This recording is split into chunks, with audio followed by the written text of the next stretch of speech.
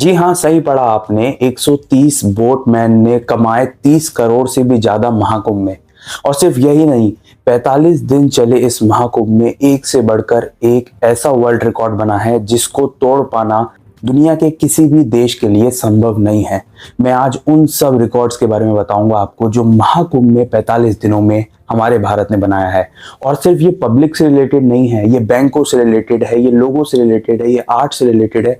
और इतने सारे वर्ल्ड रिकॉर्ड बने हैं जिसकी कोई हद नहीं। और शायद आगे आने वाले 100 सालों तक ऐसे वर्ल्ड रिकॉर्ड कोई देश क्या, भारत भी शायद ही दोबारा बना पाए। देखिए, 45 दिन चला इस महाकुंभ में, मैं भी गया था।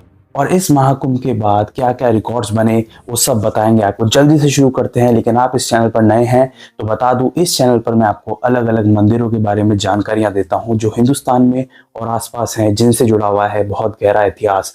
तो चलिए शुरू करते हैं इस वीडियो को। महाकुंभ के बाद जब अर्निंग बताई गई अलग अलग लोगों की, तो वो बहुत ज्यादा थी। लेकिन बोटमैन जैसे एक ऐसे प्रोफेशन में जहां पर कमाई लाख भी हो जाए तो बहुत बड़ी बात होती है, वहां पर महाकुंभ के बाद एक बोटमैन ने बताया कि उसके परिवार में लगभग 130 बोट्स हैं और टोटल मिला के पूरे महाकुंभ में उसने कमाए 30 करोड़ रुपए। और यही नहीं, काफी सारे न्यूज चैनल पर यह खबर आई जिसमें उसका इंटरव्यू भी आया, जिसमें उसने बताया कि कुछ लोग ने 8 लाख, 10 लाख और कुछ ने तो करोड़ों भी कमाए हैं। तो ये सबसे बड़ा रिकॉर्ड था। और रिकॉर्ड की जो रेस है वो यहीं तक नहीं थमती। इसके आगे जो रिकॉर्ड्स आप सुनेंगे ना, जो महाकुंभ ने बनाए, आपके होश उड़ जाएंगे। इस 45 दिन चले मेले में 66 करोड़ से भी ज्यादा लोगों ने हिस्सा लिया। 66 करोड़ तो सिर्फ एक अंदाजा है, 66 करोड़ प्लस गई है पब्लिक। मतलब आप सोचिए, बहुत सारे देशों की जनसंख्या, आबादी भी इतनी नहीं है। पूरे विश्व में सिर्फ 2 कंट्री ऐसी है जिनकी पूरी जनसंख्या 66 करोड़ से ज्यादा है, और वो है इंडिया और चाइना। अकेले इंडिया ने चाइना को भी पछाड़ के एक ऐसा वर्ल्ड रिकॉर्ड बनाया है, एक ही समय पर एक ही जगह पर इतनी सारी पब्लिक का इकट्ठा करना। सैल्यूट है इंडियन पब्लिक को। और रिकॉर्ड का मामला यही नहीं थमता भाई। बोटमैन हो गया, लेकिन Guinness book of world record में 3 वर्ल्ड रिकॉर्ड बने हैं, 3 सबसे बड़े बड़े वर्ल्ड रिकॉर्ड। पहला रिकॉर्ड है 329 प्लेसेस पर पहली बार गंगा जी की सफाई का अभियान छेड़ना, अभियान पूरा करना। 329 सिटीज पर जहां से गंगा जी होकर जाती हैं। दूसरा रिकॉर्ड आया इस बुक में, वो ये था 19,000 सफाई कर्मियों ने एक जगह पर, एक ही स्थान पर झाड़ू लगाई इतने बड़े मेले में 45 दिन तक।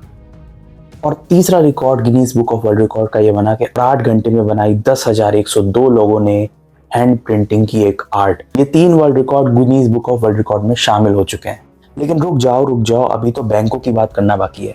एसबीआई बैंक ने अभी हाल ही में एक रिपोर्ट निकाली थी जिसके अनुसार लिक्विडिटी एसबीआई बैंक की बहुत कम हो गई। लिक्विडिटी रेट वो होती है जब पैसा बहुत मात्रा में निकाला जाता है। ठीक वैसा ही हुआ इस कुंभ मेलों में। एसबीआई बैंक में से इतना पैसा निकाला लोगों ने ट्रैवलिंग के लिए, या फिर खर्चे के लिए, या फिर चढ़ावे के लिए, या फिर दान के लिए, कि बैंक की लिक्विडिटी रेट ही कम हो गई। और ये बैंक के लिए बहुत बड़ी समस्या होती है। और आरबीआई ने कहा है हमें उपाय करने होंगे एसबीआई की लिक्विडिटी रेट को बढ़ाने के लिए, क्योंकि इतना पैसा बैंकों से निकाला गया है इस समय में जिससे पूरा बैंक हिल गया। मतलब आप सोचो कितनी बड़ी बात हुई है। लेकिन ये सिलसिला यहीं नहीं रुकता। अभी ये खबरें आ रही हैं कि जितने भी घाट थे संगम घाट के आसपास, अब उसमें से गोताखोरों को सोने चांदी के सिक्के भी मिल रहे हैं जो लोगों ने चढ़ाए होंगे संगम पर, यमुना नदी पर और माँ गंगा पर, या फिर सरस्वती नदी पर। तो जितने भी ये सिक्के थे चढ़ाए गए थे उस संगम के आसपास से, संगम के आसपास के घाटों से सब निकाले जा रहे हैं, और उसमें से सोने चांदी के सिक्के निकल रहे हैं। और कई सारी न्यूज रिपोर्ट्स ने इस बात का दावा किया है। वर्ल्ड रिकॉर्ड का सिलसिला यही नहीं थमता। न जाने कितनी गली में, कितने सेक्टर्स में कितने सारे वर्ल्ड रिकॉर्ड बनाए गए हैं। महाकुंभ में एक पूरा डिस्ट्रिक्ट बनाया गया था, और साथ ही में एक रुद्राक्ष का मंदिर बनाया गया था जिसमें से 5 करोड़ 51 लाख से भी ज्यादा रुद्राक्ष मालाओं का इस्तेमाल करके 12 ज्योतिर्लिंग का निर्माण कराया गया था। आप स्क्रीन पे जो देख रहे हैं, ये ऐसा मंदिर बनाया गया था पूरे महाकुंभ में। विश्व में ऐसा पहली बार हुआ था कि इतने ज्यादा रुद्राक्षों का इस्तेमाल करके 12 ज्योतिर्लिंग की छवि बनाई गई। और ऐसे ही कई अजूबे इस महाकुंभ में शामिल थे। और सच बता रहा हूँ, अगर आप 45 दिन भी रुकते ना इस महाकुंभ में, तो भी एक एक गली यहाँ पर नहीं देख पाते। मैं खुद गया था और मुझे देखते देखते कम पड़ गया, लेकिन यहाँ पर सब कुछ था, पूरा का पूरा डिस्ट्रिक्ट था।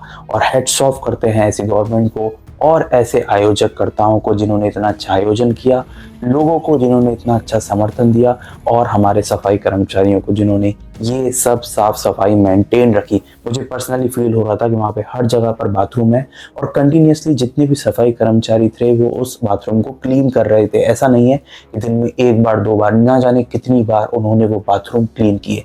तो सच में हेड्स ऑफ है और यूपी गवर्नमेंट ने उन्हें बोनस भी दिया। ये सारी बातें हो गई, कुछ मिस हुई हो तो कमेंट करके बताइएगा कि कौन सा रिकॉर्ड मैंने नहीं बताया।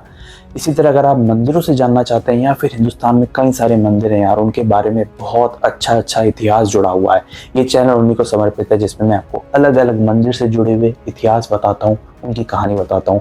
अगर आप सुनना चाहते हैं तो इस चैनल को सब्सक्राइब जरूर करके जाना।